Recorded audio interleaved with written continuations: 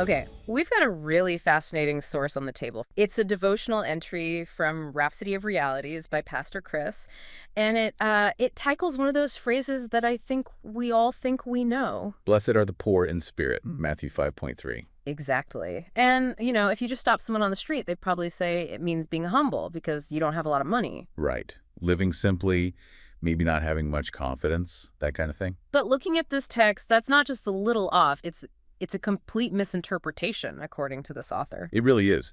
The source makes a hard pivot right from the get-go. It argues that poor in spirit isn't a financial statement at all. So my bank account is irrelevant. Totally relevant. Yeah. You could be a billionaire or Mhm. struggling to pay rent. Neither of those states automatically makes you poor in spirit.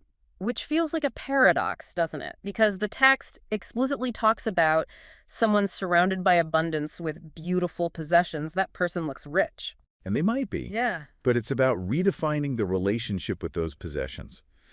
The core definition here is that being poor in spirit means your spirit has given up everything to God. So it's the difference between, say, having something and holding on to something. That's a great way to put it. The text says that even with all that abundance, in your heart, you count it as nothing. The stuff doesn't own you. Exactly. You don't have dominion over it, and it certainly doesn't have dominion over you. You're just the steward. In your spirit, God is the true owner. That's a powerful idea. But, it's also easy to say, oh, I'm not attached to my things.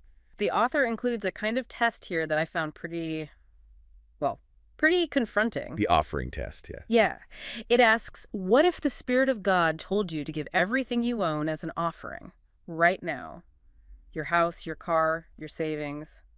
Would you hesitate? It's a brutal question, really. It is. And the source's position is that for the truly poor in spirit, there's no hesitation or argument, because you can't lose something you've already given away in your heart. The physical act is just a formality at that point. Right. This really reminds me of the Apostle Paul. The text brings him up, right? It does, yeah. Philippians 3:8. Where Paul talks about counting all things as loss for the knowledge of Christ. And that's key because it gives us the motivation. This isn't just, self-denial for the sake of being miserable. You're trading up. You're trading fleeting pleasures, as the text puts it, for something far greater. And that something greater is the second big redefinition in this piece. The verse says, for the poor in spirit, theirs is the kingdom of heaven. Mm-hmm.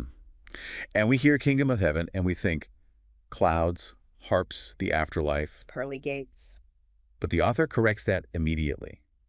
The text defines it not as a place you go when you die, but as the divine order of Christ's dominion established in the earth. Wow. Okay, so that's a huge distinction. It's a present tense reality. It is. Yeah. It's about having authority and dominion now.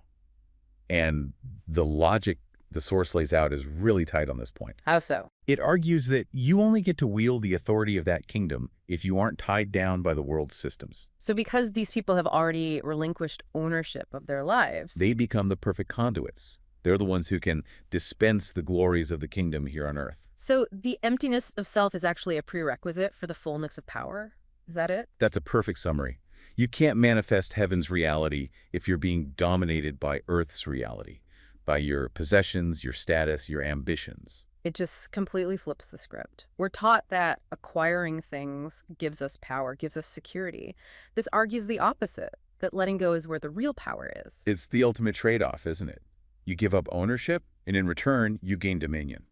So here's a thought to leave you with, based on the source's logic. Try applying that offering test to your own life. Look at your career, your home, even your relationships. If you were divinely instructed to walk away from it all today, could you do it without flinching? It really forces you to ask that uncomfortable question. Do you own your possessions or do they own you? That's the one to sit with. We trust you were blessed by this episode. To gain unlimited access to Rhapsody of Realities by Pastor Chris, please download the Rhapsody app using the link myapp.rhapsodyofrealities.org. God bless you.